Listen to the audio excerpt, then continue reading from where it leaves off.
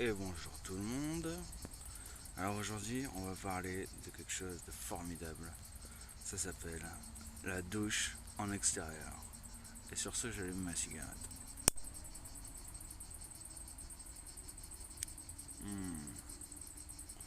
La douche en extérieur. Je crois que il faut y goûter.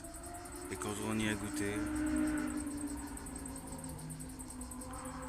il y a pas mal de bagnoles qui passent à côté de chez moi. Quand on y a goûté, on peut plus revenir en arrière. La douche en extérieur, ça vous fait réaliser que le monde peut être une salle de bain. Et à ce moment-là, vous réalisez que votre salle de bain, elle est vraiment petite, quoi.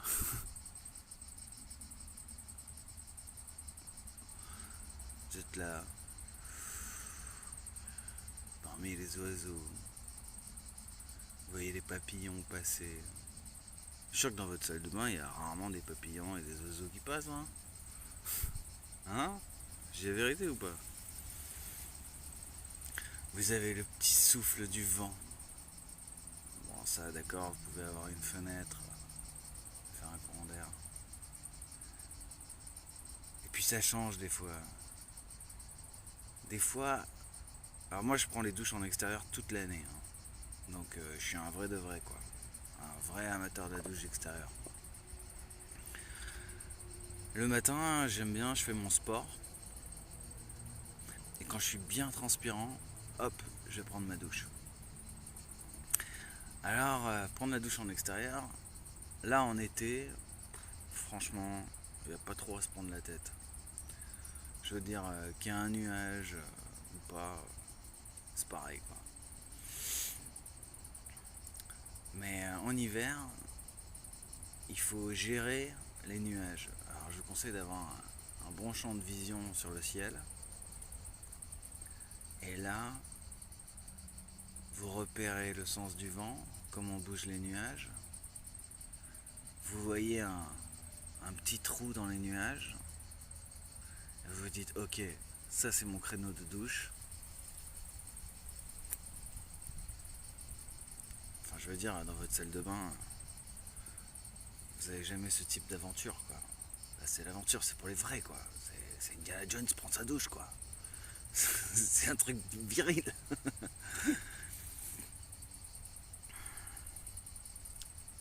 Puis en même temps, prenez votre douche en extérieur.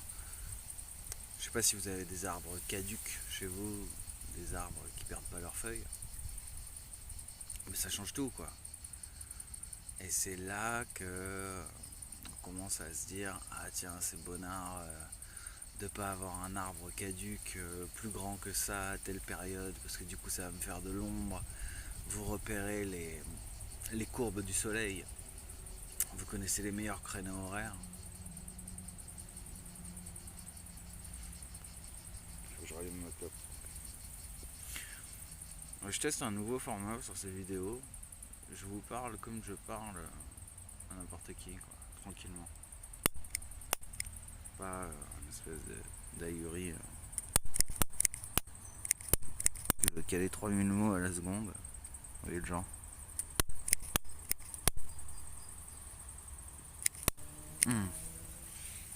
Mince, j'ai plus de gaz. Bon, alors la douche d'extérieur. Ce qui est sympa, moi je mets une chaise. J'adore prendre la douche assis sur une chaise. Alors ça c'est un kiff que, à mon avis, vous connaissez pas trop non plus, puisque les fabricants de douches et baignoires n'ont pas pensé à mettre des chaises dedans, ou même un banc, quoi. Enfin, je veux dire, vos salles de bain sont trop petites pour ça, j'imagine, hein. À moins que vous habitiez à Versailles, mais même à Versailles, à mon avis, ils n'y ont pas pensé. Donc ouais, prenez la douche sur une chaise, ça c'est top du top. Après, à la fin, vous vous levez. Parce que c'est quand même pas le même trip quand on peut viser avec la flotte là où on la fait tomber. Et quand on est debout, ça coule en cascade, quoi. C'est sympa, c'est deux trips complètement différents. Moi, ce que j'ai fait aussi, c'est que j'ai pris vous voyez ce truc là. C'est un matelas pneumatique qui était complètement nul, enfin qui était génial, j'adorais dormir dessus, mais le problème des pneumatiques c'est que ça crève, et franchement j'en ai acheté plein des matelas. Alors si quelqu'un, là je le dis sincèrement, s'il y a un fabricant de matelas pneumatiques increvables qui voit cette vidéo et qui a envie que je lui fasse la pub,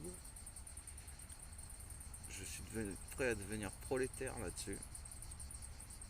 Si son truc il est génial quoi. Parce que vraiment dormir sur un matelas pneumatique, c'est mieux que les matelas en mousse que j'ai connus. Hein. Pareil, s'il y a un super fabricant de matelas qui veut me filer un matelas dont il est sûr que ce sera mieux que les matelas pneumatiques, ok, je lui fais la pub. Donc ouais, pour vous dire, j'ai pris ce matelas pneumatique, je l'ai, donc il s'est crevé, je l'ai découpé et j'en ai fait un espèce de petit bac que je mets en dessous de ma chaise. Ah ouais, les chaises. Bon, attendez, on va finir sur ce sujet déjà. Donc je mets ça en dessous de ma chaise et du coup ça récolte l'eau que je vais ensuite verser au pied des arbres. Parce que sinon, les guêpes, elles viennent boire l'eau sur le sol. Et enfin c'est infernal quoi les guêpes. Hein. Donc il vaut mieux contrôler là où elles vont. Pas trop loin de nous quoi. Attendez, je fais une manipulation. Hop, désolé. J'ai mon briquet qui est en train de s'exploser. Alors du coup, ouais, j'étais en train de vous dire, les douches en extérieur. Alors vous allez me dire, ouais mais alors comment tu fais avec l'eau? Par exemple, je sais pas, vous allez me dire, moi j'adore prendre la douche brûlante. Alors, je vous dirais, ça dépend des saisons. J'ai réparé mon briquet. Bon alors, en été, à mon avis, vous n'avez pas du tout envie de prendre des douches brûlantes. Mais bon, si jamais vous en avez envie, ce qu'il faut faire, c'est que vous prenez... donc, on parle de brûlante là, hein, d'accord? Il n'y a pas plus chaud, quoi. Donc, ce que vous faites... Alors, voilà, bon, je vais vous dire. Vous prenez une bouteille. Vous prenez de la bombe de peinture noire. Je vais vous la montrer, la mienne. Hop. On va passer l'hiver. Vous voyez, il faut la peindre en noir. D'accord. De là, vous mettez votre flotte dedans. Alors, on parle de faire brûlant, brûlant, brûlant. Hein. Déjà, si vous mettez ça au soleil, vous n'allez pas croire comme c'est chaud. Mais alors, si vous voulez encore plus chaud, moi, ce que j'ai fait, c'est que j'ai pris des miroirs que j'ai déposés et que j'ai orienté un peu comme un four solaire pour concentrer les rayons du soleil. Alors, au plus vous concentrez vos rayons, au plus l'eau va être chaude. Et je peux vous dire un truc, c'est que quand vous avez votre eau chaude qui est générée par le soleil, ben, selon les jours, elle n'aura pas la même température. Par exemple, des fois, il y a eu un peu de nuages. Des fois, on ne sait pas pourquoi, il y a une espèce de brume invisible, mais qui baisse l'intensité des rayons. Après, des fois, il y a du vent frais, tout ça. Et donc, ça va modifier la température de votre flotte. Et alors, je sais pas, ça doit vraiment pas faire ça à tout le monde, mais moi, j'adore ça.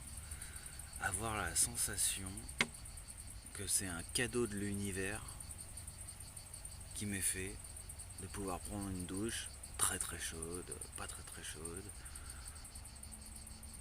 quand il y a une brise de vent, vous savez, au moment où on en a tellement besoin. Ah, cette espèce de plaisir, de reconnaissance de l'univers, de symbiose entre nous et la nature.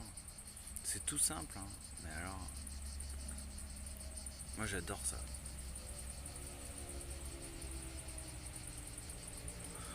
Et donc en hiver, le principe est le même. Sauf qu'en hiver, il fait sacrément froid, quoi. Alors ce qu'il faut faire, c'est, vous voyez là, ça c'est un gros miroir, énorme. J'en ai deux comme ça, que j'ai orienté pour refléter la lumière du soleil sur ma chaise quand je prends ma douche. Ça c'est surtout pour l'hiver, quoi. Après sinon vous voyez là les ombres, c'est les feuilles des arbres. Sinon en été j'ai l'arbre qui vient ombrager les miroirs, du coup j'ai pas de douche trop chaude. Moi en été j'aime bien prendre les douches fraîches et en hiver les douches brûlantes. Faut du contraste, quoi.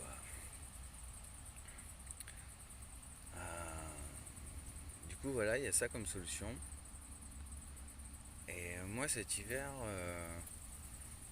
j'arrivais pas bien à orienter mes miroirs pour avoir de l'eau super chaude.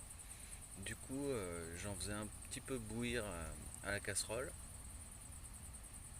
Et quand c'était frais, hop, je vais prendre ma douche. Après, si jamais vous avez envie de prendre une douche brûlante en été, mais à la nuit tombée, ce que vous faites, c'est que votre bouteille, il faut lui créer une marmite norvégienne. Je sais pas si vous connaissez ça. C'est un espèce de panier dans lequel il y a de la laine de roche, il y a du papier réfléchissant, de la laine tout court. Donc c'est un super isolant. Et donc si vous mettez votre eau chaude là-dedans, ça la garde chaude. C'est comme un thermos, quoi. Et marmite norvégienne, ça s'appelle comme ça parce que il y a pas mal de gens, pour faire des économies, ils mettent leur plat à cuire au feu. Et ensuite ils coupent le feu. Et ils mettent ça dans la marmite norvégienne. Ils mettent leur plat dans la marmite norvégienne. Ils ferment tout ça. Et le plat en fait continue à cuire parce que ça garde la chaleur. Et donc il continue à cuire de sa propre chaleur, quoi. C'est bonheur à savoir. Donc voilà. Et puis alors, si vous voulez chanter sous la douche, vous vous mettez en extérieur, là, le monde est à vous. Vous répondez aux oiseaux, les oiseaux vous répondent. C'est trop bon, quoi. Donc voilà, la douche en extérieur, l'essayer, c'est l'adopter, comme on dit. Allez, je vous souhaite une bonne douche, un bon kiff et une bonne vie. Ciao.